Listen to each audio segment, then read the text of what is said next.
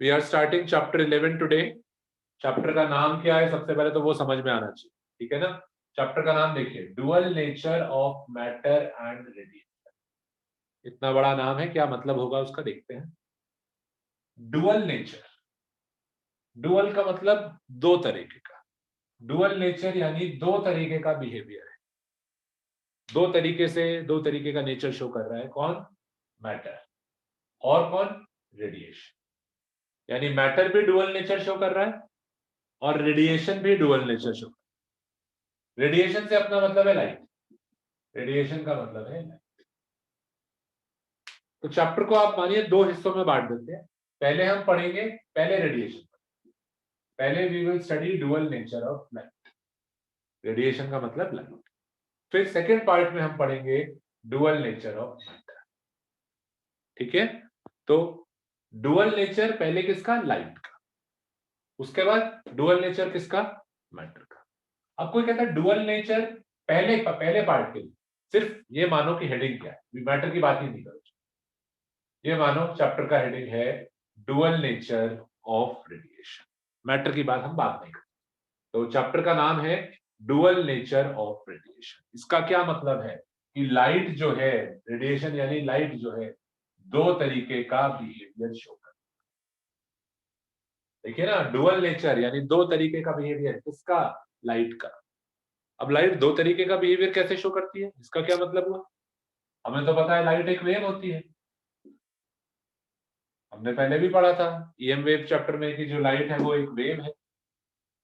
और बहुत सारे एक्सपेरिमेंट्स कंडक्ट करे गए हैं, हंड्रेड्स ऑफ इयर्स पहले से बहुत सारे एक्सपेरिमेंट्स ऐसे कंडक्ट हुए हैं जो विदाउट एनी डाउट ये प्रूव कर देते हैं कि जो लाइट है वो एक वेव। वेव की जो बेसिक प्रॉपर्टीज होती हैं, लाइट वो सारी प्रॉपर्टीज शो करती है। तो it has been experimentally proved कि जो लाइट है वो एक वेव होती है। तो क्या दिक्कत है? डुअल कैसे हो गया नेचर? डुअल ऐसा हुआ कि बात है अराउंड द ईयर 1901 की, उसके आसपास की कहीं की बात होगी। एक साइंटिस्ट थे आइंस्टाइन, उन्होंने एक एक्सपेरिमेंट करा called as the photo electric experiment.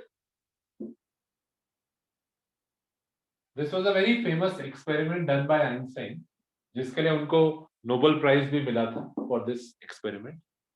इस एक्सपेरिमेंट के बाद आइंस्टाइन ने एक थ्योरी दी।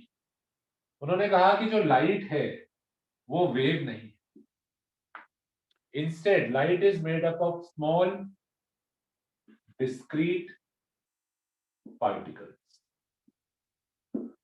स्मॉल डिस्क्रीट यानी अलग अलग, अलग अलग, डिस्क्रीट यानी अलग अलग, छोटे छोटे पार्टिकल से बने। यानी लाइट जो है वेव नेचर नहीं है, लाइट का नेचर है पार्टिकल्स के।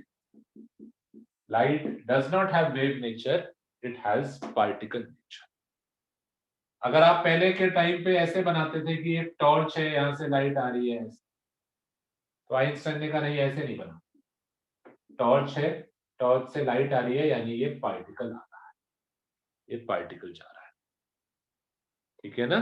तो आइंस्टाइन ने ये थ्योरी दी कि light is made up of small discrete particles and these particles were called by Einstein as photons. Proton नहीं बोल रहा हूं, देखो फोटॉन, फोटो वर्ड से, फोटो का मतलब लाइट, फोटॉन्स यानी लाइट के छोटे छोटे पार्टिकल्स। जो लाइट निकल रही होगी टॉर्च से, यानी ये छोटे छोटे पार्टिकल्स निकल के इस तरीके से आगे जा, जो वेव वाली में आप वेव की तरह शो करते, वो वेव की तरह ना शो करके अब हम कह रहे हैं पार्टिकल। तो लाइट का आइंस्टाइन के अकॉर्डिंग जो नेचर था, it had particle nature and this was experimentally proved bye Einstein. हवा में नहीं बोला उन्होंने एक्सपेरिमेंट करा। कौन सा? Photo electric experiment. और उस एक्सपेरिमेंट से ये प्रूव करा कि light is not a wave, it is like made of small particles. तो यानी लाइट का पार्टिकल नेचर। पर वेव है, इसका भी तो एक्सपेरिमेंटल प्रूफ है। लाइट वेव है, इसको हम मान ये नहीं कह सकते नहीं भाई वेव नहीं है, प्रूव हो गया, आइंस्टाइन ने प्रूव कर दिया वेव नहीं है, पार्टिकल। इसके तो बहुत सारे एक्सपेरिमेंट्स हैं, बहुत सारे एक्सपेरिमेंट्स हैं जो ये क्लियरली विदाउट एनी डाउट ये बात कहते हैं कि लाइट इज अ वेव। हम पढ़ेंगे भी आगे कई एक्सपेरिमेंट्स ठीक है ना। वेव ऑप्टिक्स में कई सारे एक्सपेरिमेंट्स हैं जहां पे light without any doubt wave nature show कर रही है, तो एक्सपेरिमेंटल प्रूफ इसका भी है, इसका भी एक्सपेरिमेंटल प्रूफ हो गया।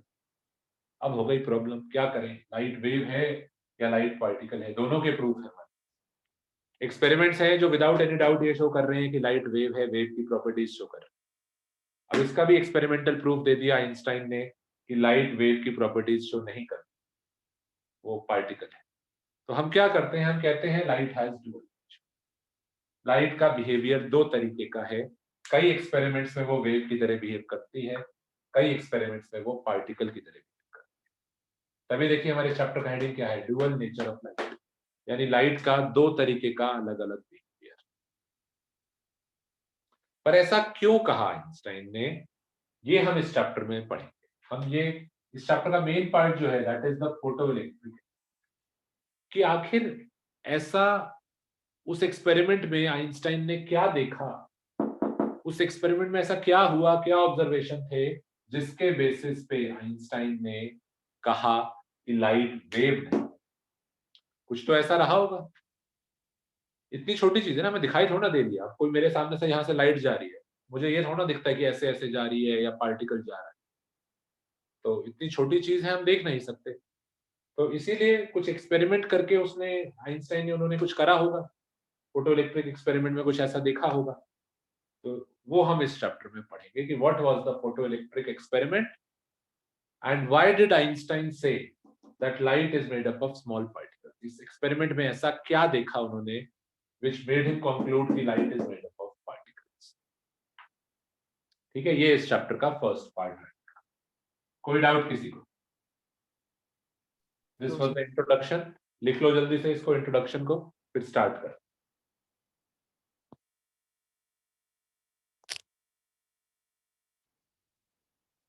ठीक है, तो इस चैप्टर में हम आपको फोटो इलेक्ट्रिक एक्सपेरिमेंट पढ़ाएंगे। सब हेडिंग डालिए अब, फोटो इलेक्ट्रिक इफेक्ट। सब हेडिंग है फोटो इलेक्ट्रिक इफेक्ट। आइंस्टाइन का एक्सपेरिमेंट है, और इस एक्सपेरिमेंट से आइंस्टाइन ने थ्योरी पुट फॉरवर्ड करी थी कि light is made up of particles called as photon. तो सब हेडिंग हमारा फोटो इलेक्ट्रिक इफेक्ट। अब देखिए क्या है कॉन्सेप्ट, थोड़ा केमिस्ट्री से इसको रिलेट कर। एक टर्म आपने केमिस्ट्री में पढ़ी होगी, ionisation energy.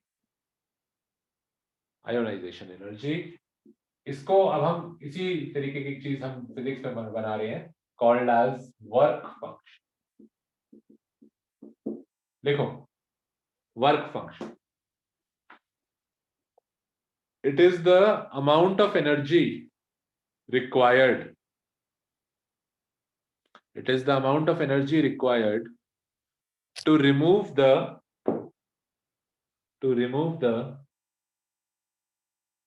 outermost electron from an atom।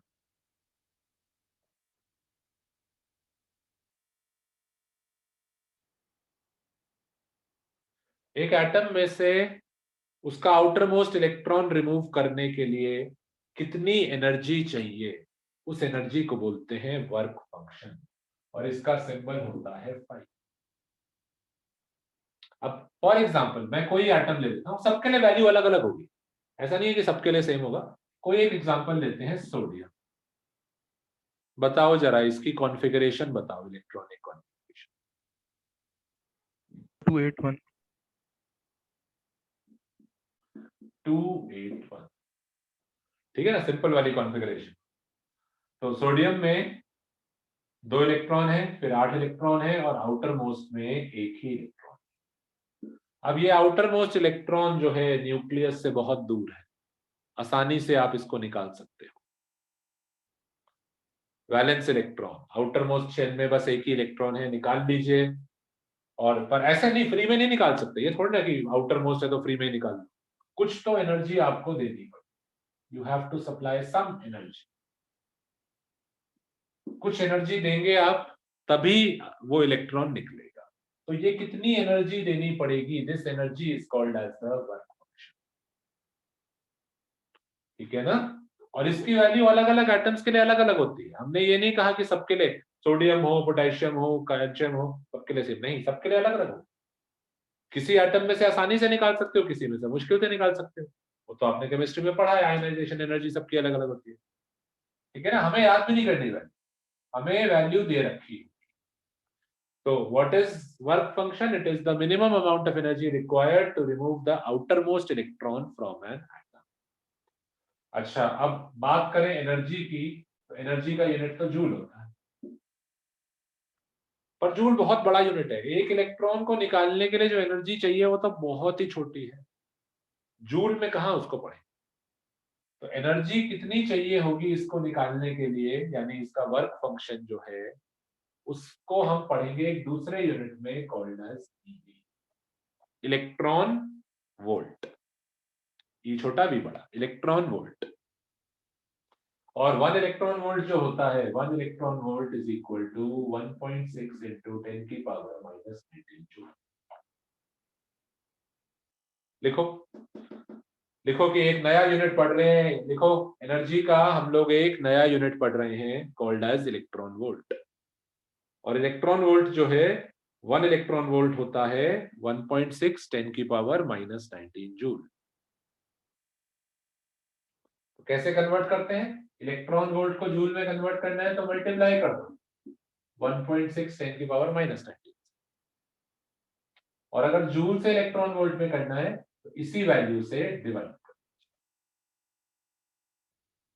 Joule में वैल्यू है, इसमें कन्वर्ट करना है तो यू डिवाइड बाय 1.6 10 की पावर माइनस 19। बनाइए ये, क्लास में ध्यान दे देते हो ना तो बाद का आपका बहुत एफर्ट बच जाता है, क्योंकि चीजें समझ में आ जाएंगी। बाद में बुक से पढ़ोगे 10 बार उसको, या वीडियो मांगोगे, ये करोगे वो करोगे, तब जाके कुछ समझ में आए। उस सब से बच जाओ आसानी से, बस क्लास में 1 घंटा ध्यान दे। बाद में ना बुक से आपको अपना दिमाग खराब करने की जरूरत, ना वीडियो के चक्कर में पढ़ने की जरूरत, ना किसी दोस्त से डाउट सेशन पूछने की जरूरत। क्लास में 1 घंटा ध्यान से सुन लो विदाउट एनी डिस्टर्बेंस, आगे के लिए बहुत आसान हो। बाद में वरना इसी चीज को समझने के लिए ना बुक में देखो और 10 जगह देखना पड़े। सुन लीजिए ध्यान से, it will become very easy for you, और लिख लीजिए। ठीक है ना, तो अब से हम बात करेंगे unit of electron volt. Joule से इलेक्ट्रॉन वोल्ट में डिवाइड करके होता है, इलेक्ट्रॉन वोल्ट से जूल में मल्टीप्लाई करके होता है। तो लेट अस से मैंने आपको कहा कि सोडियम का वर्क फंक्शन है, work function of sodium is 2 eV, यानी इस इलेक्ट्रॉन को निकालने के लिए आपको 2 इलेक्ट्रॉन वोल्ट की एनर्जी देनी पड़ेगी। अगर आप 2 इलेक्ट्रॉन वोल्ट एनर्जी दे देते हैं तो ये इलेक्ट्रॉन एमिट हो जाएगा, इट विल गेट एमिटेड, यानी निकल जाएगा। और हम कहेंगे कौन सा प्रोसेस हुआ है? Electron emission. ठीक है ना, तो you have to provide this energy. इससे कम एनर्जी देने में नहीं होगा, 1.5 दे दो, 1.6 दे दो, तब नहीं होगा। इतनी या इससे ज्यादा हो तो और भी अच्छा, इससे कम नहीं होनी चाहिए। ठीक है, अच्छा अब ये एनर्जी किस फॉर्म में दे? एनर्जी तो दे रहे हैं, ये एनर्जी आप दे सकते हो हीट की फॉर्म में भी। हीट करके कर दो, सोडियम को हीट कर दो, निकल जाएंगे इलेक्ट्रॉन उसके। या आप एनर्जी दे दीजिए इलेक्ट्रिक फील्ड लगा के, इलेक्ट्रिकल एनर्जी की फॉर्म में दे दीजिए, तब भी इलेक्ट्रॉन निकाल सकते हो आप। या आप इसको लाइट की फॉर्म में, लाइट भी तो एनर्जी होती है। तो क्या करिए, इस इलेक्ट्रॉन पे लेजर लाइट डाल दीजिए, या कोई भी लाइट इस पे डाल दीजिए, एनर्जी बस इसको मिलनी चाहिए। कितनी? 2 इलेक्ट्रॉन। तो हमने क्या करा, हमने एक लाइट इस पे डाल दी, हमने लाइट डालने से इसको एनर्जी मिल गई, और एनर्जी मिलके ये इलेक्ट्रॉन निकल गया। इस लाइट डाल के इलेक्ट्रॉन निकालने को हम बोलते हैं photo electric effect. Photo word किसके लिए आ रहा है? लाइट। लाइट। और इलेक्ट्रिक क्यों आ रहा होगा? इलेक्ट्रिक यानी कौन? इलेक्ट्रॉन। यानी इलेक्ट्रॉन के लिए आ रहा होगा। तो लाइट डाल के इलेक्ट्रॉन निकालने वाला इफेक्ट फोटो इलेक्ट्रिक। जो आइंस्टाइन का एक्सपेरिमेंट है फोटो इलेक्ट्रिक इफेक्ट, उसमें क्या हो रहा है, उसमें लाइट डालेंगे, लाइट डाल के इलेक्ट्रॉन निकलेगा। बस बस ध्यान क्या रखना है कि लाइट के अंदर उतनी एनर्जी होनी चाहिए। आप इलेक्ट्रॉन लेने जा रहे हो तो जितने इलेक्ट्रॉन को चाहिए एनर्जी निकलने के लिए उतनी तो होनी चाहिए, या उससे ज्यादा होनी चाहिए, उससे कम तो नहीं होनी चाहिए। यानी आप कह सकते हो कि जो लाइट है उसमें जो एनर्जी है वो वर्क फंक्शन से ज्यादा होनी चाहिए, या बराबर भी हो तो भी चाहिए। और आइंस्टाइन ने क्या कहा था, लाइट जो है वो छोटे छोटे पार्टिकल से बनती है। तो ये जो पार्टिकल आ रहा है, वेव नहीं हम बोले बनाइए, लाइट का एक पार्टिकल आ रहा है, ये पार्टिकल कहलाता है फोटोन। हम लाइट को अब हम बोल रहे हैं light is made up of photon. ये जो फोटोन आ रहा है, इस फोटोन के अंदर जो एनर्जी होगी वो अगर वर्क फंक्शन, लाइट बोल दो नहीं तो फोटोन भी बोल, फोटोन का मतलब लाइट। तो जो लाइट आ रही है उसके अंदर एनर्जी वर्क फंक्शन यानी 2 इलेक्ट्रॉन वोल्ट से ज्यादा होनी चाहिए, तभी इलेक्ट्रॉन को निकाल पाएगी, वरना नहीं निकाल पाएगी। वरना ये इलेक्ट्रॉन अपना घूमता रहेगा सोडियम, तब नहीं निकलेगा। अब जैसे देखिए मेरे हाथ पे एलईडी लाइट फॉल कर रही है, ऊपर एलईडी लगी हुई है, उसकी लाइट फॉल कर रही है, पर क्या मेरे हाथ में से इलेक्ट्रॉन निकले जा रहे हैं? नहीं निकल रहे।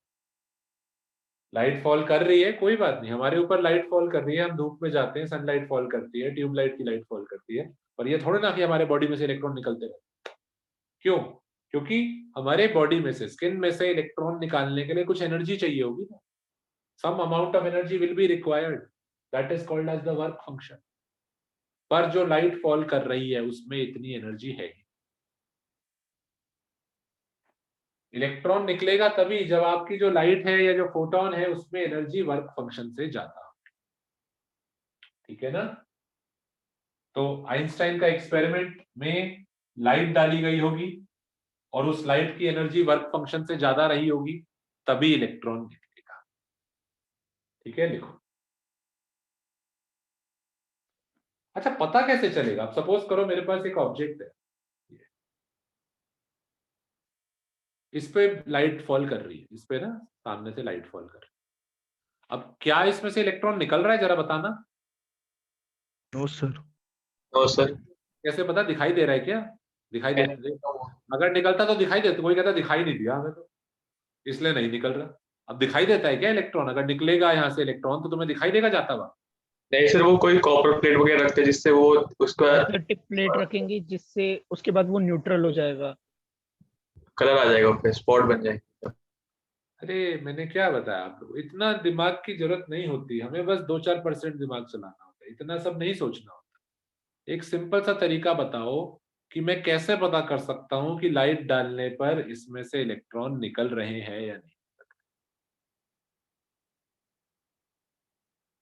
सर अगर ये न्यूट्रल होगा तो चार्ज इलेक्ट्रॉन्स नहीं निकलेंगे, और अगर इलेक्ट्रॉन निकल जाएंगे तो पॉजिटिवली चार्ज हो जाएगी।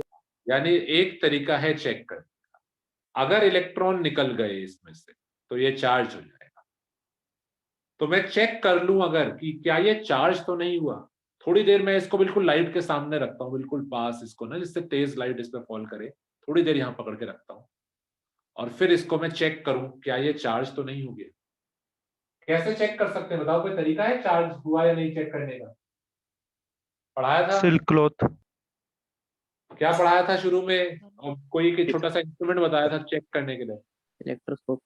हाँ, इलेक्ट्रोस्कोप। इलेक्ट्रोस्कोप पे टच कराता हूँ, कुछ नहीं हुआ अभी, अभी कुछ नहीं, यानी ये न्यूट्रल है। इसको मैंने रखा लाइट के सामने थोड़ी, फिर से इलेक्ट्रोस्कोप पे टच करा, कुछ नहीं हुआ, यानी अभी भी न्यूट्रल है। इसका मतलब क्या है? कि इसमें से इलेक्ट्रॉन नहीं निकले, क्योंकि अगर इसमें से इलेक्ट्रॉन निकल गए होते, लाइट डालने पर अगर इसमें से इलेक्ट्रॉन निकल गए होते तो ये कौन सा चार्ज हो जाता? पॉजिटिव। तो ये पॉजिटिवली चार्ज हो जाता। अगर आप इसको चेक करते हो इलेक्ट्रोस्कोप पे, अभी तो ये न्यूट्रल था, लाइट के सामने रखा थोड़ी देर, फिर आपने फिर से चेक करा इलेक्ट्रोस्कोप से, अब ये चार्ज हो गया। इसका मतलब क्या है कि लाइट डालने से इसके इलेक्ट्रॉन निकल गए।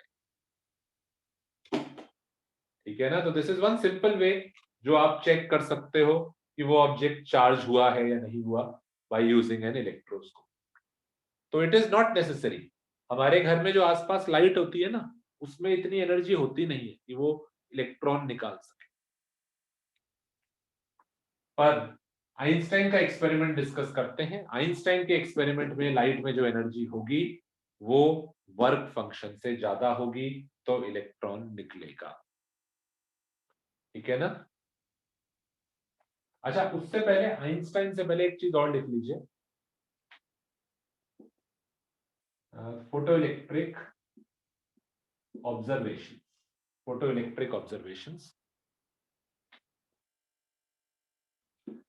आइंस्टाइन के इस एक्सपेरिमेंट को करने से पहले कई साइंटिस्ट और भी थे जिन्होंने लाइट डालकर इलेक्ट्रॉन निकाला था, यानी जिन्होंने फोटो इलेक्ट्रिक इफेक्ट ऑब्जर्व किया था, पर उन्होंने डिटेल में नहीं पढ़ा। उन्होंने बस देखा ऐसा होता है, इलेक्ट्रॉन निकल जाता है, दे जस्ट ऑब्जर्व्ड इट। उन्होंने आगे उसके बारे में स्टडी नहीं करा, पर हाँ उन्होंने ये बात ऑब्जर्व करी थी कि लाइट डाल के इलेक्ट्रॉन निकलता है।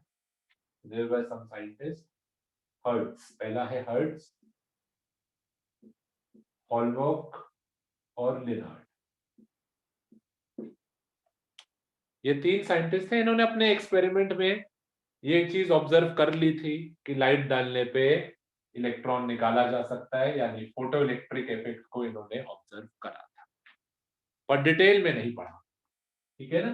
तो इनके बारे में थोड़ा सा आपको पता होना चाहिए कि हर्ट्ज क्या कर रहा था एक्सपेरिमेंट, और कैसे लाइट डालने पे क्या उसने देखा, हॉलबर्ग ने क्या करा, लिनार्ड ने क्या करा। तो पेज नंबर 300 पे से एक एक लाइन बस, ये कभी पूछता नहीं है वैसे पेपर में, पर इन एनी केस अगर वो पूछ ले कि हॉलबर्ग का ऑब्जर्वेशन क्या था, लिनार्ड ऑब्जर्वेशन क्या था, तो एक बार जरा उस पर नजर मार लेना, पेज 3। ठीक है ना? तो इन लोगों ने ऑब्जर्व तो कर लिया, देख लिया, हाँ भाई लाइट डालने पे इलेक्ट्रॉन निकल गया, और उसके बाद आगे कुछ नहीं करा। उसके बाद आगे काम करा आइंस्टाइन। पूरा डिटेल्ड एक्सपेरिमेंट अब हम डिस्कस करेंगे। इन लोगों का कुछ नहीं हमें ज्यादा पढ़ना, एक एक लाइन बस आप लोग बुक से देख के लिख लेना है। यहाँ जगह छोड़ दो एक एक लाइन के लिए, बुक से देख के लिख लीजिएगा। हम डिस्कस करते हैं आइंस्टाइन ने क्या। लिखिए सब, Einstein's experimental setup. Einstein's experimental setup, Einstein का जो एक्सपेरिमेंट था, कैसे उसमें लाइट डाल के कैसे इलेक्ट्रॉन निकाला, कैसे चेक करा कि निकल रहा है इलेक्ट्रॉन या नहीं निकल रहा, वो देखते हैं। तो देखिए आइंस्टाइन का जो एक्सपेरिमेंट था, उसमें आइंस्टाइन ने एक ट्यूब ली, जैसे आपकी ट्यूबलाइट होती है ना, वैसे एक ट्यूब ली पतली सी, इसके दोनों तरफ मेटल की प्लेट लगा रखी। यूजुअली मेटल्स में आसान होता है इलेक्ट्रॉन्स निकालना, मेटल्स का जो वर्क फंक्शन होता है छोटा होता है, आसानी से आप निकाल सकते हैं। और इनको ज्वाइन करा एक गैल्वेनोमीटर।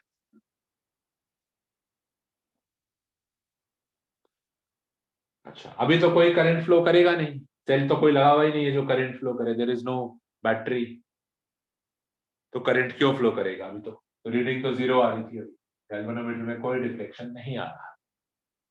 अब आइंस्टाइन ने क्या करा, यहां से इस मेटल प्लेट पर लाइट डाली। लाइट को मैं वेव की तरह अभी नहीं बनाऊंगा। आइंस्टाइन का जो थ्योरी थी कि लाइट जो है वो फोटोन से बनी, ये जो पार्टिकल आ रहा है, यानी जो लाइट आ रही है, इसको आइंस्टाइन ने बोला है फोटोन। ये फोटोन आ रहा है, फोटोन के अंदर कुछ एनर्जी होगी, हमें पता है लाइट की जो एनर्जी है उसका फॉर्मूला किसी को याद है? एक फॉर्मूला पढ़ा होगा आपने फोटोन की एनर्जी का या लाइट की एनर्जी का, केमिस्ट्री में शायद पढ़ा होगा। E is equals to mc square. किसी ने पढ़ा है? नहीं या नहीं पता? E equal to hc lambda. E is equal to h mu. E is equal to h mu, या mu मत बोलो, फ्रीक्वेंसी बोल लो h, या हो सकता है आपने दूसरे वाला पढ़ा हो, इसका एक और फॉर्म होता है E is equal to hc by lambda। सुना है ये फॉर्मूला? यस तो क्या चीज है hf या hc by lambda? This is the formula for the energy in the photon. Light का जो पार्टिकल आ रहा है, उस पार्टिकल को फोटोन बोलते हैं। उस फोटोन में कितनी एनर्जी है? hf। या फिर फ्रीक्वेंसी को ही आप c बाय लैम्डा लिख दीजिए, h as it is, frequency c by lambda, h c by lambda.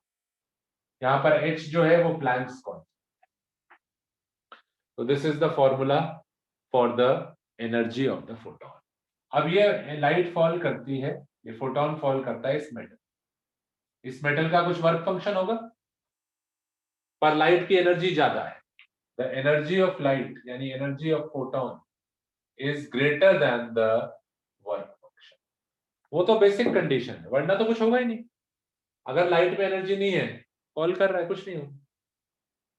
पर जो आइंस्टाइन ने लाइट यूज करी वो ऐसी करी जिसमें एनर्जी बहुत ज्यादा है, इसके वर्क फंक्शन से भी ज्यादा। तो क्या हुआ, जैसे ही लाइट फॉल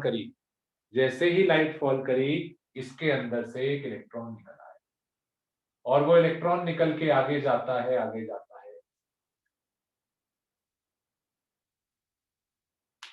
तो ये वाली जो प्लेट थी इसको हम बोलते हैं emitter. This plate is called as the emitter, क्योंकि ये इलेक्ट्रॉन्स को एमिट कर रही है।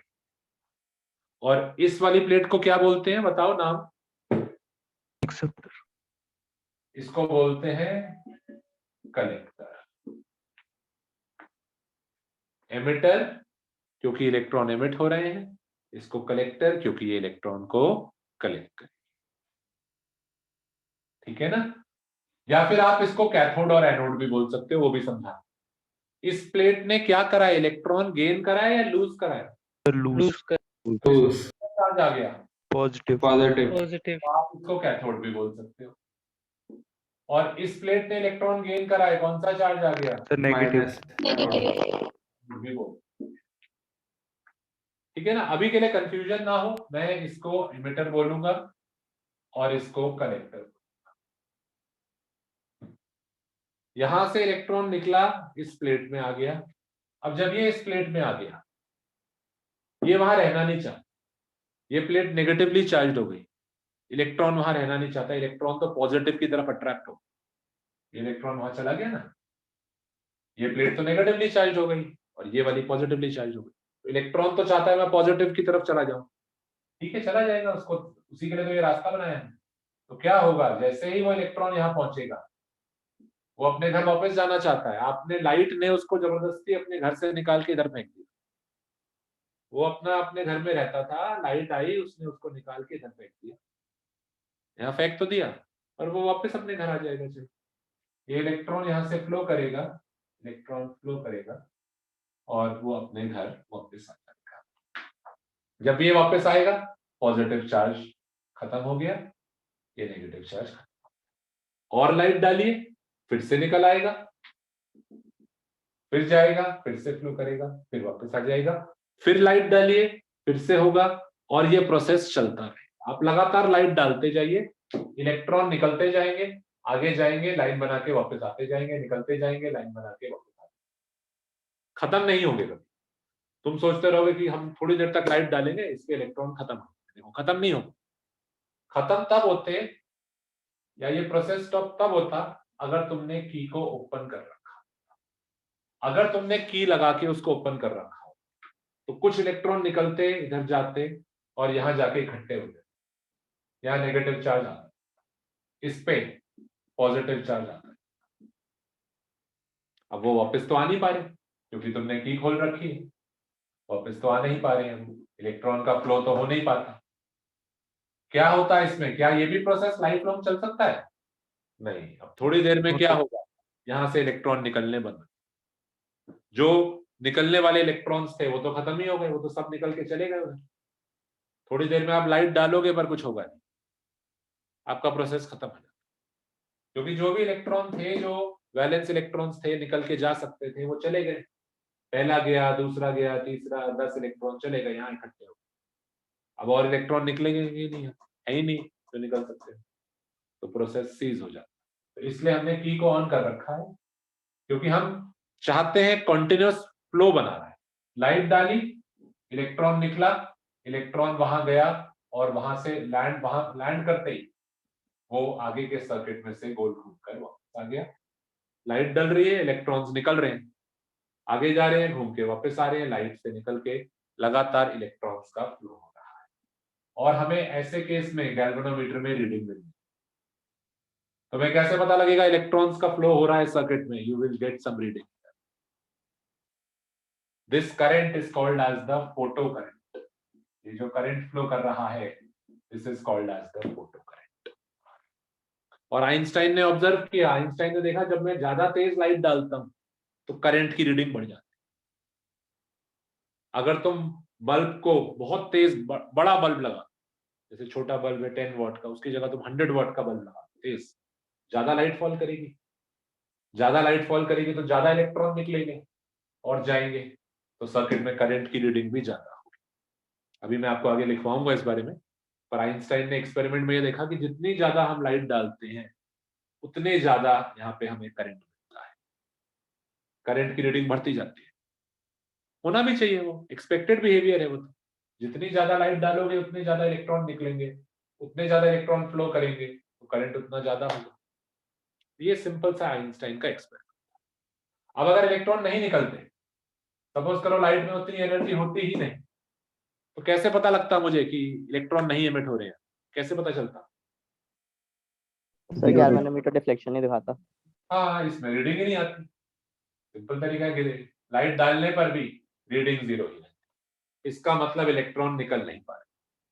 इलेक्ट्रॉन निकल पा रहे होते तो आगे जाते सर्किट में करंट फ्लो करता है, इसका मतलब इलेक्ट्रॉन निकल नहीं पा रहे।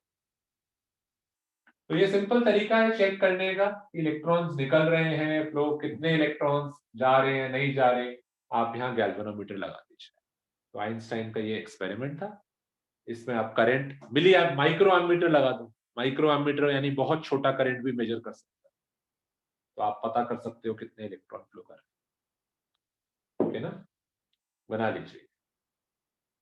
कोई डाउट है इस एक्सपेरिमेंटल सेटअप में? मैंने सिंपल तरीके से समझाया है, अभी डिटेल में चलेंगे इसके अंदर। कुछ डाउट है? प्लेट किस चीज मटेरियल की बनी हुई? मेटल की बनी। Okay sir. कोई ऐसा फिक्स नहीं है, कोई भी मेटल ले लो, बस ध्यान क्या होना चाहिए, जो भी लाइट फॉल कर रही है उसकी एनर्जी उस मेटल के वर्क फंक्शन से ज्यादा होनी चाहिए। अगर तुमने कोई मेटल यूज करा जिसका वर्क फंक्शन 2 इलेक्ट्रॉन वोल्ट है, लेट अस, तुमने एक ऐसा मेटल यूज करा जिसका वर्क फंक्शन है 2 eV, तो बस क्या ध्यान रखना कि जो तुम लाइट डाल रहे हो उसकी एनर्जी बोलो ग्रेटर देन और इक्वल टू और ग्रेटर देन 2 से ज्यादा हो, इलेक्ट्रॉन वोल्ट। वरना फायदा ही नहीं होगा, वरना इलेक्ट्रॉन निकलेंगे ही नहीं, तो तुम वेस्ट कर रहे हो टाइम अपना। तो एनर्जी ऑफ लाइट ये बहुत इंपॉर्टेंट है। Energy of light should be more than the work function. हमें कोई वैल्यूज याद नहीं करनी है कि वर्क फंक्शन कितना है, जितना भी है 2 है 3 है 4 है, जितना भी है, लाइट की एनर्जी उससे बराबर या ज्यादा होनी चाहिए। और क्या डाउट है? और कोई डाउट इसमें?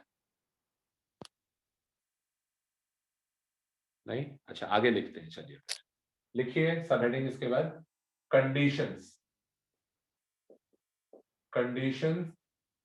For electron emission. Condition for electron, यानी क्या कंडीशंस हैं, हम कैसे पता कर सकते हैं मैथमेटिकली कि इलेक्ट्रॉन एमिट हो रहा है या नहीं हो रहा, कैसे पता कर सकते हैं? कंडीशन फॉर इलेक्ट्रॉन एमिशन लिखिए, energy of photon should be greater than or equal to 5। लिखो, इसको लेबल करो 1।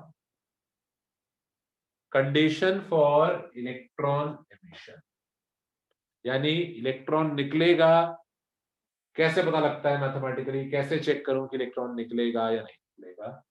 लिखिए, एनर्जी ऑफ फोटोन, लाइट की एनर्जी मटेरियल के वर्क फंक्शन से ज्यादा होनी चाहिए।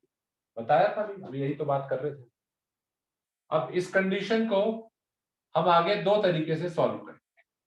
तो आगे हमें क्या करते हैं, कॉलम बनाना।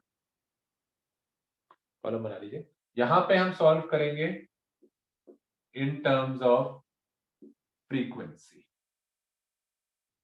और यहां पर हम सॉल्व करेंगे दूसरे कॉलम में इन टर्म्स ऑफ वेवलेंथ। ये जो हमारी कंडीशन है इसको मैं दो तरीके से अलग अलग सॉल्व करूंगा, तुम लोग भी लिख लो, कॉलम बना लो। In terms of frequency solve करूंगा और एक इन टर्म्स ऑफ वेव। ठीक है, चलो देखते हैं। इन टर्म्स ऑफ फ्रीक्वेंसी इसी कंडीशन को लिखिए फ्रीक्वेंसी के टर्म्स में। क्या फॉर्मूला होता है एनर्जी ऑफ फोटोन का? फोटोन में जो एनर्जी है उसका फॉर्मूला बताइए फ्रीक्वेंसी वाला। Sir HF E is equal to HF.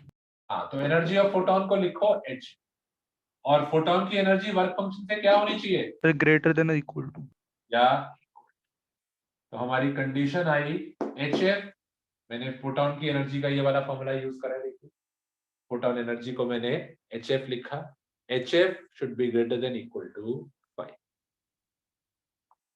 अब जरा सुन लो फिर लिख। फोटोन की एनर्जी या लाइट की एनर्जी वर्क फंक्शन से बड़ी होनी चाहिए, ठीक है। H को नीचे ले जाओ, तो आया frequency should be greater then 5/h, यानी जो लाइट फॉल कर रही है उसकी फ्रीक्वेंसी 5/h से बड़ी होनी चाहिए। अब क्या करते हैं, ये जो टर्म है 5/h, इसको एक नाम देते हैं। This thing is called as threshold frequency. This is the threshold frequency of the metal. ये जो मेटल है इसकी थ्रेशोल्ड फ्रीक्वेंसी। और देखिए कंडीशन क्या बन गई, यानी कंडीशन बन गई frequency should be greater than equal to threshold frequency. Electron emission तब होगा, इलेक्ट्रॉन का एमिशन तब होगा जब फ्रीक्वेंसी थ्रेशोल्ड फ्रीक्वेंसी से बढ़े। कोई कहता है किसकी फ्रीक्वेंसी? तो लाइट की frequency. Frequency of light should be more than the threshold frequency. Electron emit होगा या नहीं होगा, अब हमें चेक करना है फ्रीक्वेंसी के टर्म्स में। तो फ्रीक्वेंसी के टर्म्स में आप चेक करिए, आने वाली लाइट की जो फ्रीक्वेंसी है वो आपके मेटल की, जो मेटल पे आप लाइट डाल रहे हो उसकी थ्रेशोल्ड फ्रीक्वेंसी से, ये आने वाली लाइट की जो फ्रीक्वेंसी है वो इस मेटल की थ्रेशोल्ड फ्रीक्वेंसी से बड़ी होनी चाहिए। The frequency of light should be more than the threshold frequency. जैसे कि सपोज एक एग्जांपल लेते हैं, ये सोडियम है, मैंने कहा सोडियम के लिए हर मेटल के लिए फिक्स एक वैल्यू होती है। जैसे सोडियम के लिए एक फिक्स्ड वैल्यू है, थ्रेशोल्ड फ्रीक्वेंसी मान लेते हैं 2 × 10⁻14। अब सोडियम के ऊपर मैं लाइट डाल रहा हूं, सोडियम के ऊपर लाइट डाल रहे हैं यानी फोटोन आ रहा है, और ये जो लाइट है, फोटोन बोल दो या लाइट बोल दो, इसकी फ्रीक्वेंसी है 3 × 10⁻14। बताइए क्या इलेक्ट्रॉन एमिशन होगा या नहीं होगा? अब आपको ये कंडीशन नहीं चेक करनी, क्योंकि ना मेरे को लाइट की एनर्जी दे रखी है ना वर्क फंक्शन दे रखा है। इस बार सब कुछ बात हो रही है फ्रीक्वेंसी की तरफ। मेरे को आने वाली लाइट की फ्रीक्वेंसी दे रखी है और मटेरियल का थ्रेशोल्ड फ्रीक्वेंसी दे रखा है, तो मैं in terms of frequency check करूंगा। बताइए क्या इलेक्ट्रॉन एमिशन होगा यहाँ पर या नहीं? यस सर होगा, होगा। बड़ी है। क्या आने वाली फोटो लाइट की फ्रीक्वेंसी थ्रेशोल्ड फ्रीक्वेंसी से बड़ी है? हाँ, यस सर। इलेक्ट्रॉन एमिशन होगा। ये वाला एग्जांपल इसी कॉलम में यहाँ नीचे बना, एग्जांपल बना लो और अपने वर्ड्स में रीजन लिख लो।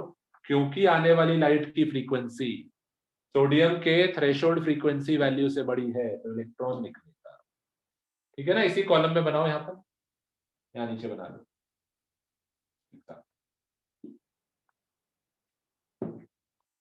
तो इन टर्म्स ऑफ फ्रीक्वेंसी भी आ सकते हैं क्वेश्चन, जरूरी नहीं है वो आपको वर्क फंक्शन दे और लाइट की एनर्जी दे। तो इस इक्वेशन को मार्क कर लीजिए 2। ये फर्स्ट थी कंडीशन, एनर्जी की बात करें अगर वो, पर अगर फ्रीक्वेंसी की बात करें तो फिर ये कंडीशन।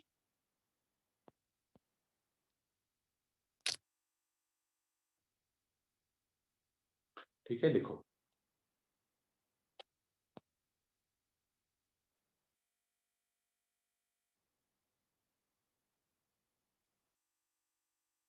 इसको यहाँ बनाओ प्लीज, यहाँ इधर। और जिनको समझ में आ रहा है वो अगले वाला कॉलम जरा अपने आप करना शुरू करें, इन टर्म्स ऑफ वेवलेंथ अपने आप करना शुरू करें। अच्छा, उससे पहले before you do that, can somebody define कि थ्रेशोल्ड फ्रीक्वेंसी होती क्या है? How can I define this term? What is threshold frequency? Sodium की थ्रेशोल्ड फ्रीक्वेंसी इतनी है, इसका मतलब क्या है? What does it mean threshold frequency? The minimum frequency minimum frequency of light needed for electron emission. हाँ, सिंपल बात, लिख लो। थ्रेशोल्ड फ्रीक्वेंसी क्या होती है? It is the minimum frequency of light required to pull out the electron. Minimum इतनी होनी चाहिए इलेक्ट्रॉन निकालने के लिए। It is the minimum frequency of light required to pull out the electron from this metal. ठीक है ना, लिख लीजिए इसी के साथ इसकी डेफिनेशन भी। It is the minimum frequency of light required to pull out the electron from the metal. इतनी, कम से कम इतनी तो होनी चाहिए। इससे ज्यादा है तो अच्छी बात है, पर इससे कम नहीं होनी चाहिए। This is the minimum value I require. ठीक है, इसको लिख लो, यहाँ पे डेफिनेशन भी लिखो, write down the definition also यहाँ पे। और ये वाला कॉलम जरा लिखना शुरू करिए अपने आप। जो भी चीज करोगे ना क्लास में ध्यान दोगे, आगे रिवाइज करने की जरूरत नहीं पड़ेगी, साथ साथ याद हो जाएगा।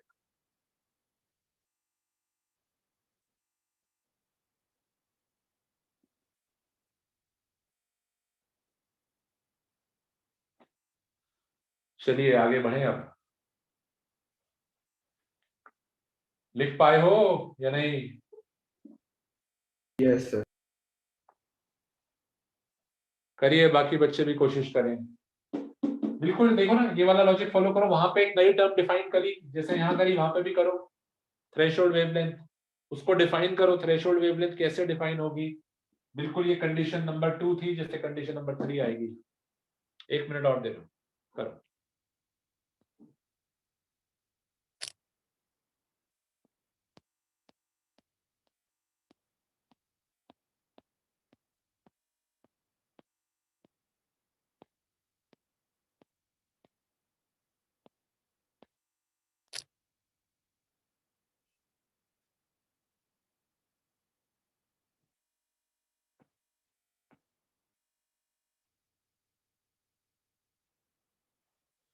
चलिए अब जरा किसी बच्चे से पूछते हैं, इन टर्म्स ऑफ वेवलेंथ क्या करें हम? एनर्जी ऑफ फोटोन, लाइट की जो एनर्जी है फोटोन की, वो आपके मटेरियल के वर्क फंक्शन से बड़ी होनी चाहिए। Energy photon should be greater than 5। क्या लिखूं मैं एनर्जी फोटोन को? क्या लिखूं? hc by lambda hc by lambda hc by lambda should be greater than or equal to 5. work function. 5। यही वाली चीज, energy of photon should be greater than equal to 5। Energy of photon का formula डाल दो, hc by lambda, वो तो लिखा। ठीक है, डाल देते हैं। लैम्डा ऊपर ले जाते हैं, 5 नीचे लाते हैं, तो आता है hc by 5। देखो लैम्डा ऊपर गया, 5 नीचे आया, should be greater than equal to lambda. अब जरा ध्यान देना, लैम्डा कौन सी साइड चला गया? लैम्डा यहाँ पे था और ऊपर चला गया तो लेस देन की साइड पहुंच गई। देखो hc by lambda was greater than equal to 5, और लैम्डा ऊपर गया, 5 नीचे आया, तो लैम्डा लेस देन वाली साइड है ना, लैम्डा लेस देन वाली।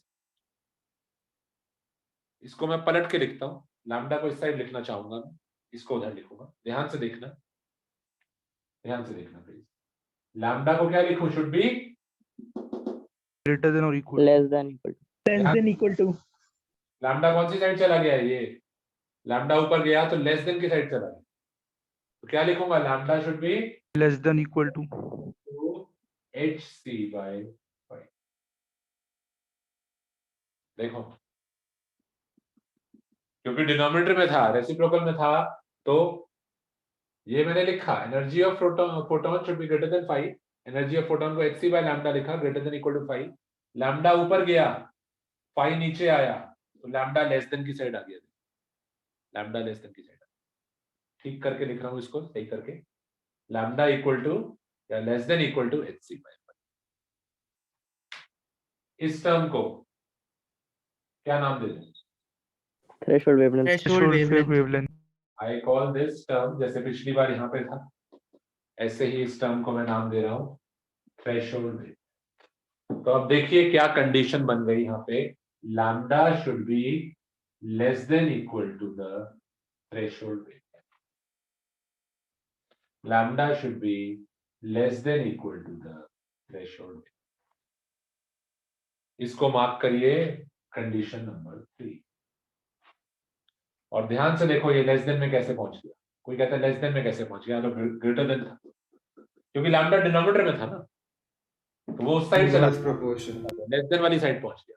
फ्रीक्वेंसी के साथ दिक्कत नहीं थी, पर वेवलेंथ वाला जो फॉर्मूला था, वेवलेंथ ऐसी डिनोमिनेटर में थी, तो उसको जब मैं फॉर्मूला वही मैंने कॉपी करा, greater than equal to, greater than equal, पर लैम्डा लेस देन वाली साइड चला क्योंकि डिनोमिनेटर में था, तो lambda less than equal to hc/5 हो गया, यानी lambda is less than equal to threshold. तो इलेक्ट्रॉन एमिट होगा या नहीं होगा वो डिपेंड करेगा इस कंडीशन पे। यानी जो लाइट फॉल कर रही है, कोई कहता है ये लैम्डा किसका लैम्डा, तो this is the lambda of the light. जो लाइट फॉल कर रही है उसकी वेवलेंथ थ्रेशोल्ड वेवलेंथ से कम होनी चाहिए। प्लीज ध्यान रखिएगा, कंडीशन रिवर्स हो गई है, should be less than equal to. अभी तक कंडीशन पिछली बार जो थी वो ग्रेटर देन इक्वल टू थी, वो हमें समझ में आ भी रहा था, आसान लग रहा था। यहाँ उल्टा हो गया, नॉर्मल से आपको लॉजिक उल्टा लग रहा है। एमिशन तब होगा जब वेवलेंथ आपके कट ऑफ वैल्यू से छोटी। तो कैसे डिफाइन करोगे आप थ्रेशोल्ड वेवलेंथ को? Is this It is the maximum wavelength required to pull out the electron from the threshold wavelength of the metal, or this will be defined as the maximum wavelength. इसमें क्या था? This was the minimum. इससे threshold से आपको बड़ा होना था, यहां पे आपको थ्रेशोल्ड से छोटा हो। दोनों एक दूसरे का उल्टा लॉजिक है। फ्रीक्वेंसी में हम क्या चाहते हैं, बड़ा हो या छोटा हो? बड़ा हो। और वेवलेंथ में क्या चाहते हैं? तो छोटा। कोई कहता है उल्टा कैसे, ऐसे कैसे उल्टा हो रहा है? क्योंकि रेसिप्रोकल में है ना, लॉजिक उल्टा हो रहा है। ठीक है, देखो कुछ इस तरीके से समझाता हूं। मैंने क्लास में एक टेस्ट कंडक्ट करा, उसमें नंबर, बच्चों के नंबर आते हैं, हर बच्चे के अलग अलग नंबर आ रहे हैं। तुम लोग क्या चाहते हो, तुम्हारे मार्क्स ज्यादा आए या कम? ज्यादा। मार्क्स में तुम चाहते हो शुड बी हाई। जब मैं लिस्ट लगाऊं तो उसमें तुम चाहते हो तुम्हारे नंबर ज्यादा हो, 98, 99, 97, बहुत अच्छी बात, नंबर बहुत ज्यादा है। पर अब मैं क्या कर रहा हूं, इस बार मैं एक टेस्ट लूंगा जिसमें मैं मार्क्स नहीं लिखूंगा, मैं हर बच्चे की रैंक लिखूंगा कि इस टेस्ट में तुम्हारी रैंक कितनी। जैसे जेई में होता है, जेई में वो आपको मार्क्स नहीं बताता, नीट में मार्क्स नहीं बताता, आपकी रैंक बताता। तो रैंक में क्या चाहते हो, रैंक तुम्हारी जेई में क्या आए, बहुत ज्यादा, 5 लाख, 10 लाख, बहुत बढ़िया। सर कम आए। मिनिमम सबसे कम। कम चाह, रैंक आपकी कम आए, 5, हमारी जेई में रैंक 1 आ गई, बताओ, रैंक हम कम से कम चाह, रैंक 1, 2, 3, 10, 100, ये अच्छी रैंक। रैंक हमें चाहिए it should be less. Marks क्या चाहिए हमें, मार्क्स हमें चाहिए ज्यादा। तो ध्यान से समझिए, दो अलग अलग कॉन्सेप्ट है। मार्क्स की बात करेंगे, मैं तुमसे पूछता हूं क्या चाहते हो, बोर्ड में नंबर क्या है, ज्यादा से ज्यादा। मैं क्या बोलता हूं, रैंक कितनी चाहिए, तो आप चाहते हो रैंक जितनी कम से कम, क्योंकि उल्टा रिलेशन है दोनों। ऑटोमेटिकली अगर आपके मार्क्स ज्यादा आएंगे, जेई में आपका स्कोर जितना ज्यादा होगा, आपकी रैंक उतनी कम आएगी। समझते हो इस बात को? यस जेई में सर। जितने नंबर ज्यादा लाओगे, या नीट का पेपर दे रहे होगा, नीट में जितने नंबर ज्यादा लाओगे, जितना आपका स्कोर ज्यादा होगा, रैंक आपकी उतनी कम आएगी। तो वही रिलेशन है आपका फ्रीक्वेंसी और वेवलेंथ। फ्रीक्वेंसी के केस में हम चाहते हैं कि वो थ्रेशोल्ड से ज्यादा हो, वेवलेंथ के केस में हम चाहते हैं कि वो थ्रेशोल्ड से कम। ठीक है ना, लिख लीजिए।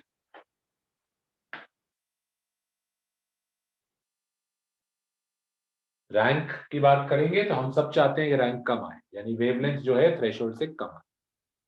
फ्रीक्वेंसी की बात करेंगे जैसे मार्क्स हम चाहते हैं ज्यादा आए, फ्रीक्वेंसी उसी तरीके से है, थ्रेशोल्ड से ज्यादा हो। तो क्वेश्चन आपका या तो एनर्जी की टर्म्स में हो सकता है, या फ्रीक्वेंसी के टर्म्स में हो सकता है, या वेवलेंथ के टर्म्स में हो सकता है। तीन चीजें मैंने आपको लिखवाई हैं, first, second, third. Electron emit हो रहा है या नहीं हो रहा, क्वेश्चन मार्क जो था वो क्वेश्चन तीन तरीके से आ सकता है, इन terms of energy, in terms of wavelength, in terms of frequency. करते हैं क्वेश्चन, अब उससे हमें बिल्कुल क्लियर हो।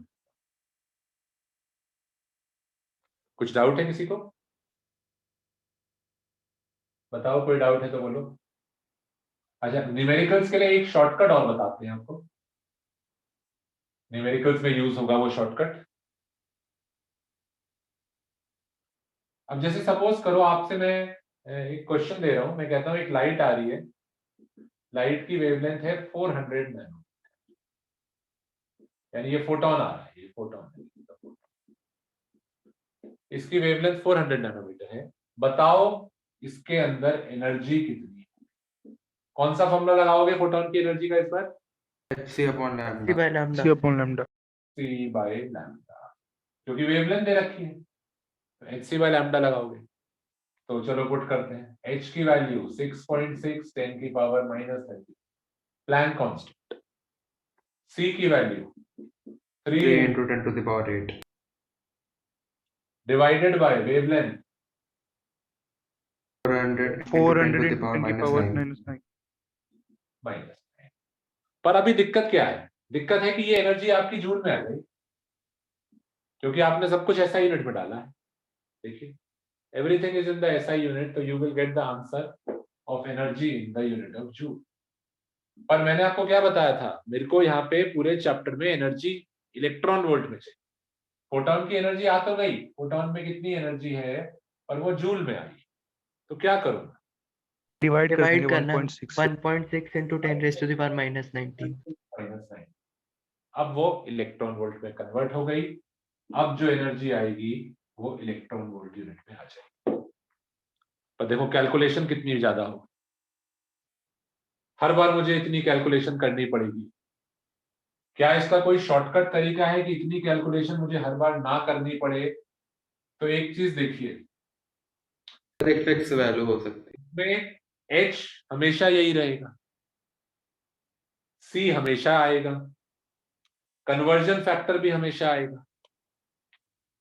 कुछ चीजें हैं जो हमेशा आएंगी।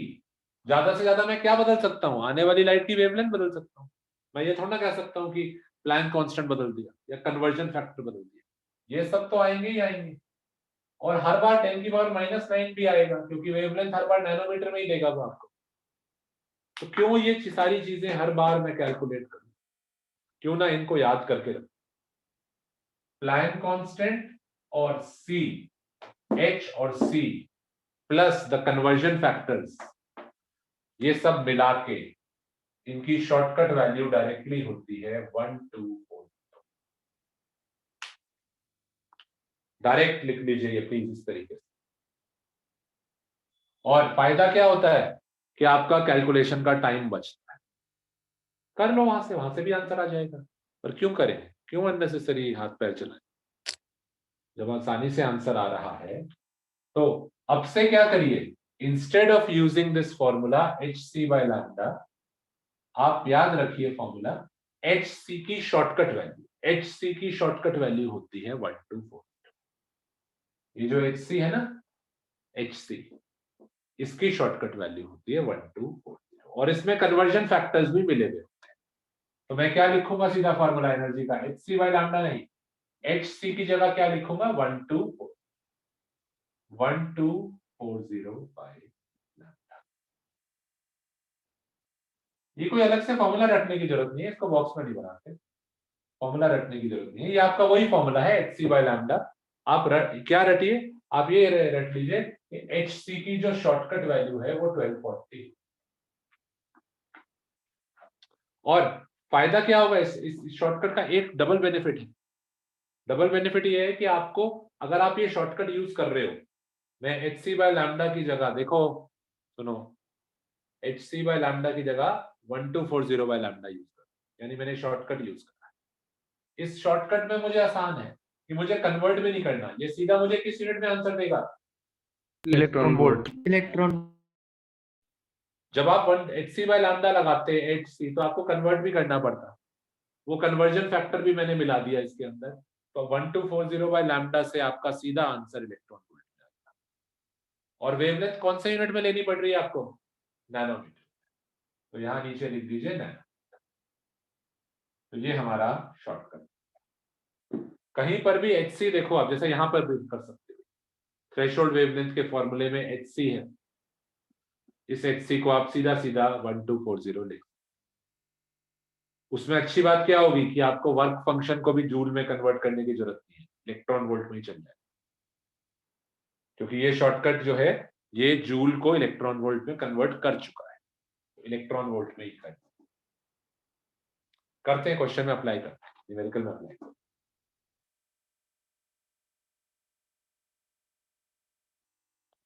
लिख लीजिए प्लीज, ये इंपॉर्टेंट है शॉर्टकट।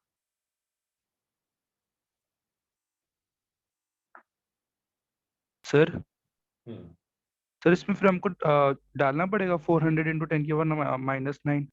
नहीं नहीं, इसमें अब तुम ये शॉर्टकट अप्लाई कैसे करोगे? देखो इसमें तुम सीधा ये लिखो 1240 डिवाइडेड बाय क्या लिखोगे नीचे? 400। और कोई कहता है क्यों नैनोमीटर में है, 10⁻⁻⁹ नहीं लिखूंगा यहाँ मैं, बताओ। वो उस सर कैलकुलेशन already assume कर लिया। 1240 के अंदर चला गया है, तो वो दोबारा से मत लगा देना।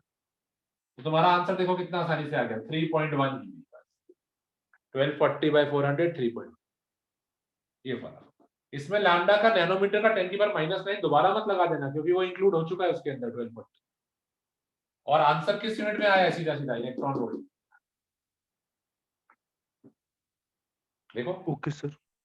अब जरा मेरे को बताओ, अगर मेरे पास जो लाइट आ रही थी उसकी वेवलेंथ होती 620 नैनोमीटर, जरा जल्दी से आप लोग मुझे चैट बॉक्स में भेजिएगा, अगर लाइट की वेवलेंथ 620 नैनोमीटर होती तो उस लाइट के फोटोन में एनर्जी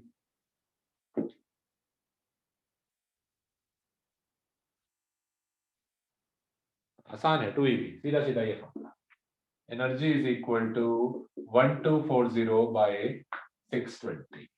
नैनोमीटर का 10⁻⁹ नहीं लगाना है, नहीं लगाना है, वो इंक्लूड हो चुका है। तो सर अगर किसी दूसरे यूनिट में होती है पे वेवलेंथ दे रखी है तो पहले उसको नैनोमीटर में कन्वर्ट कर लो और नैनोमीटर वाली वैल्यू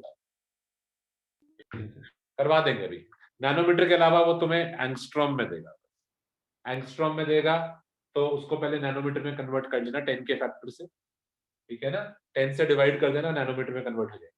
अगर कभी बाय चांस वो एंगस्ट्रॉम में दे दे तो उसको 10 से डिवाइड कर लेना, नैनोमीटर में कन्वर्ट, और फिर नैनोमीटर वैल्यू यहाँ डाल। तो ये आ गया 2, और यूनिट सीधा सीधा इलेक्ट्रॉन वोल्ट ही होगा। ये भी लिख लो, कई बार वो आपको एंगस्ट्रॉम में दे देता है, तो एंगस्ट्रॉम को आप सीधा नैनोमीटर में कन्वर्ट करके नैनोमीटर वैल्यू यहाँ डालो, 10⁻⁹ नहीं लगाना है।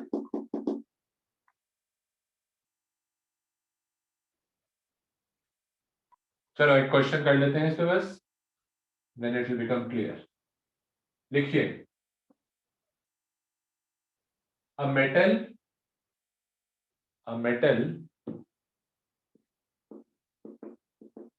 has a work function 2eV. A metal has a work function 2eV. Find first part, threshold wavelength of this metal. इस मेटल की थ्रेशोल्ड वेवलेंथ कितनी है? और दूसरा threshold wavelength of this metal, इस मेटल के लिए थ्रेशोल्ड वेवलेंथ कितनी है? थ्रेशोल्ड फ्रीक्वेंसी और थ्रेशोल्ड वेव। फ्रीक्वेंसी वाले में कोई शॉर्टकट नहीं चलता, फ्रीक्वेंसी वाले में आपको पूरा जूल में कैलकुलेट करके उसको कन्वर्ट करके लाना, यहाँ कोई शॉर्टकट नहीं चलता, यहाँ चल जाएगा।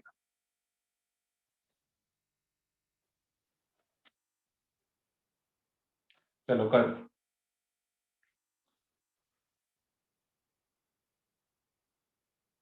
मेरे को सेकंड वाले का आंसर आप लोग चैट बॉक्स में भेजिएगा, पहले कर लीजिए फर्स्ट वाला, कोई बात नहीं, उसका जो भी आंसर है भेजना मत, सेकंड वाले का भेजिए and send me the answer in the unit of nano. Shortcut लगाओगे तो नैनोमीटर में ही आंसर आएगा।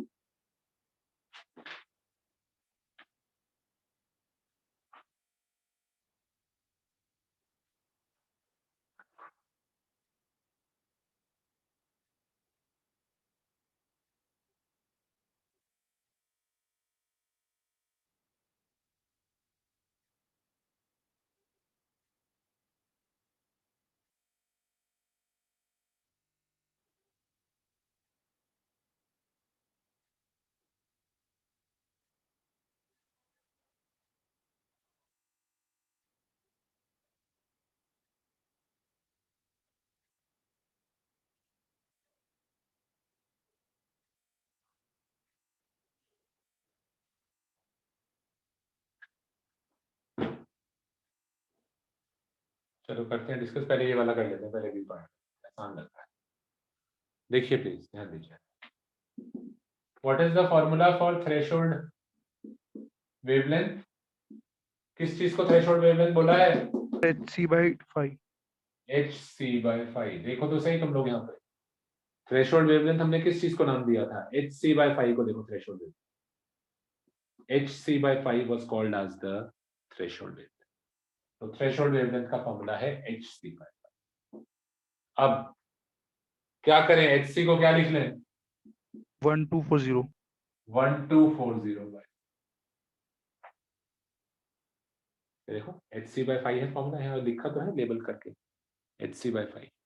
तो hc/5 इज 1240/5। इसमें मुझे चिंता नहीं है, मुझे कन्वर्ट भी नहीं करना, मैं 5 को इलेक्ट्रॉन वोल्ट में ही डाल सकता। तो 1240 डिवाइडेड बाय कितना है 5? 2 तो यहां से थ्रेशोल्ड वेवलेंथ आ गई कितनी? सर 620। और मुझे पता है कि इस शॉर्टकट में नैनोमीटर वाली वैल्यू आई, तो ये 620 जो आई है ये नैनोमीटर वैल्यू, यानी हमारे मेटल के लिए थ्रेशोल्ड वेवलेंथ 620 नैनोमीटर है। अब ए पार्ट सॉल्व करते हैं। ए पार्ट में हमें निकालना है थ्रेशोल्ड फ्रीक्वेंसी। ठीक है, थ्रेशोल्ड फ्रीक्वेंसी देखिए कैसे करेंगे, यहां शॉर्टकट नहीं चलता। क्या फॉर्मूला है थ्रेशोल्ड फ्रीक्वेंसी का?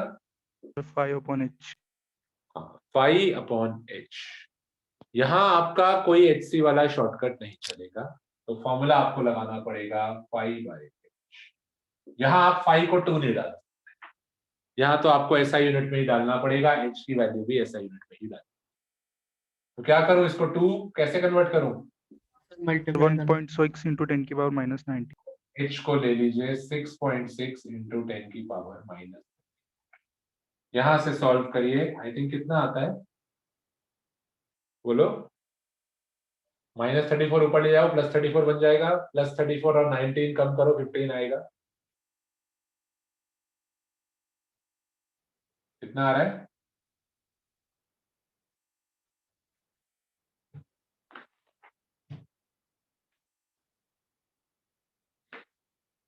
अप्रोक्सीमेटली बता दो। Sir 0.48 into 10 raised to the power 15। 0.48 into 10 की पावर 15, उसको हम स्टैंडर्ड फॉर्म में कर लेते हैं 4.8 into 10 की पावर, स्टैंडर्ड फॉर्म में करके बताओ। 14 hertz। This is the threshold frequency।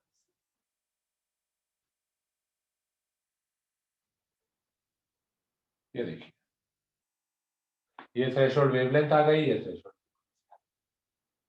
अब अगर क्वेश्चन आएगा वो वेवलेंथ के टर्म्स में होगा तो मैं यहां से चेक करूंगा, और फ्रीक्वेंसी के टर्म्स में होगा तो यहां से चेक करूंगा। देखो डायरेक्ट फॉर्मूले लगाए, यहाँ फॉर्मूला लगाया शॉर्टकट के साथ थ्रेशोल्ड वेवलेंथ के लिए, ये देखो, और थ्रेशोल्ड फ्रीक्वेंसी के लिए ये 5/h। कोई डाउट है इसमें बताइए? पूछोगे तभी क्लियर होगा, नहीं पूछोगे तो प्रॉब्लम बढ़ती चली जाएंगी आप लोगों की आगे। कोई चीज अगर नहीं समझ में आई है तो बताइए, यहाँ शॉर्टकट लग सकता है वेवलेंथ में। hc आ रहा है, hc का वैल्यू 1240, यहाँ तो सिर्फ h आ रहा है, यहाँ तो नहीं लगेगा।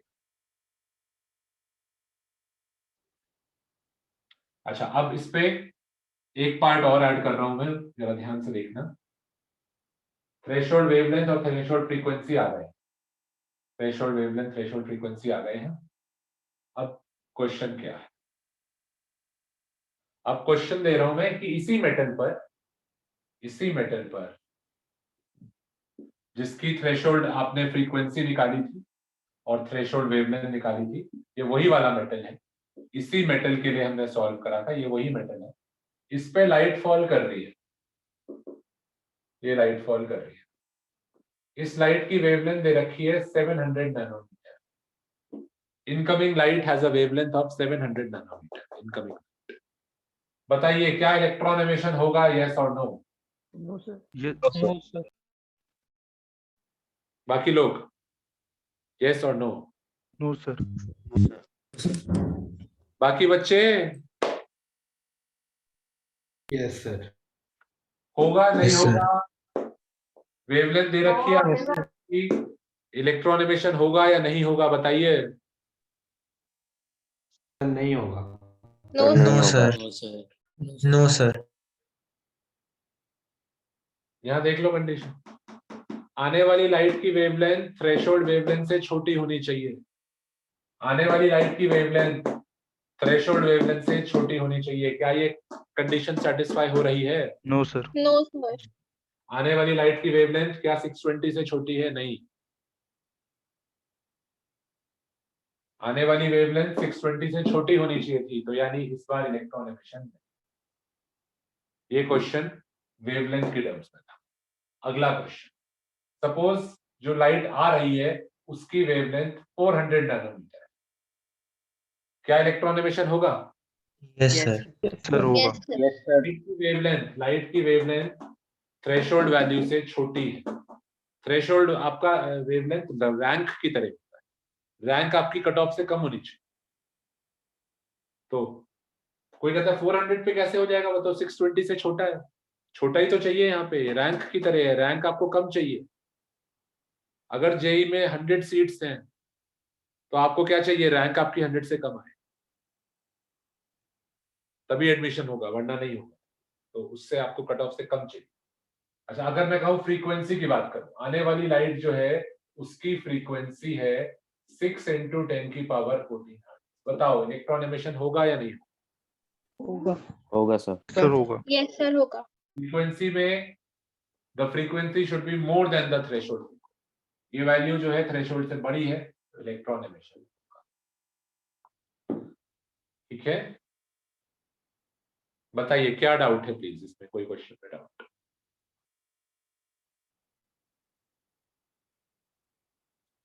अब आप लोगों ने क्या करना है, अगर कोई डाउट नहीं है तो अगली क्लास से पहले पेज नंबर 300, 301, 302 ये आपने अच्छी तरीके से रीड करके रखने हैं। We will be going slightly fast, अगर आप रिवाइज करके रखेंगे तो आपको अगली क्लास में सब कुछ समझ में आएगा। पेज 300, 301 एंड 302 जो कुछ भी मैंने आज कराया, देखो वही सब जो मैंने बताया है, कॉलम में डिवाइड करके कर रखा है, थ्रेशोल्ड वेवलेंथ, थ्रेशोल्ड फ्रीक्वेंसी, यहाँ पे वो कंडीशंस लिखी हुई है 1 2 3 और पूरा समझाया हुआ है कि कैसे चेक करना है। ठीक है ना? और यहाँ ऊपर एक क्वेश्चन भी है, 303 के ऊपर एक क्वेश्चन है, ये भी करके रखना, पेज 303 के ऊपर there is one solved example। तुम लोग पढ़ के रखोगे ना, उससे बेनिफिट क्या होगा, क्लास में जल्दी अच्छी तरीके से समझ में आए।